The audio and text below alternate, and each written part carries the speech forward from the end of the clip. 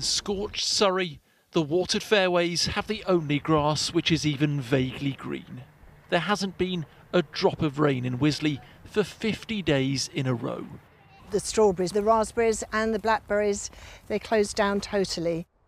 At Crockford Bridge, Pick Your Own Farm's soft fruit season is finishing early. After 4 decades of growing strawberries, this year will be the last, to preserve water for crops which have a chance. It's been incredibly difficult. I think this year we're between 30 and 40% down on some of our crops, and we're definitely looking for more hardy crops. Whilst the sunflowers may flourish in the heatwave returning to southern and eastern England next week, 35-degree temperatures won't help refill our reservoirs. Nationally, levels are 12% below where they should be. 5 are extremely low.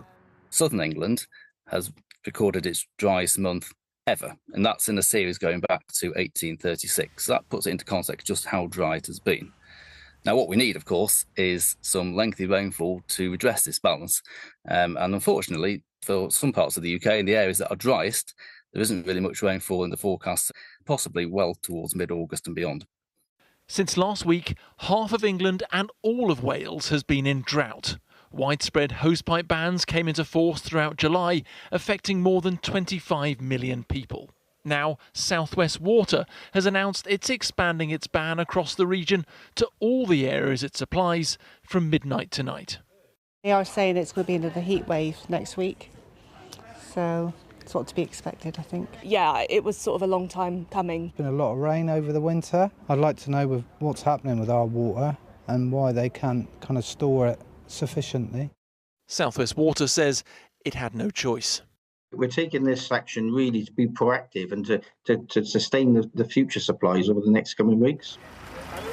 In parts of Kent, that's exactly what's broken down. South East Water providing bottles as backup. You can't flush a loo, and there's 4 of us. It's when you drive past all the water leaks. That's the annoying bit. Canals are the latest victim of this drought. Lock gates sealed in Oxfordshire until we get much needed and significant rain. Martin Stew, ITV News. Well, Alex is in Richmond in southwest London tonight. And Alex, there's more heat on the way, as we've told us, but what about rain? Good evening, Charlene, and to everyone at home. Well, there is actually some rain in the forecast this weekend, but nowhere near where we need it to be. It will be in the north.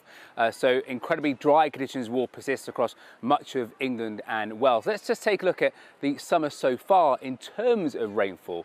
And we'll start with East Anglia, who have seen very little rain. In fact, just 35% of what they would expect for the summer so far. The Midlands not far behind, 68 millimetres. But if you go further north into, say, northern Scotland, they've had 260 millimetres of rain. That's near 82% of what they would expect for this time in the summer so far. But the conditions are going to persist as we head through. But let's take a quick look at the pressure pattern setup, and you can see as we push on into this coming weekend, there will be some outbreaks of rain, but again, that is going to be across parts of Scotland. So where we need it, I'm afraid there won't be any rain, like here on Richmond Green, as you can see just over here to my right.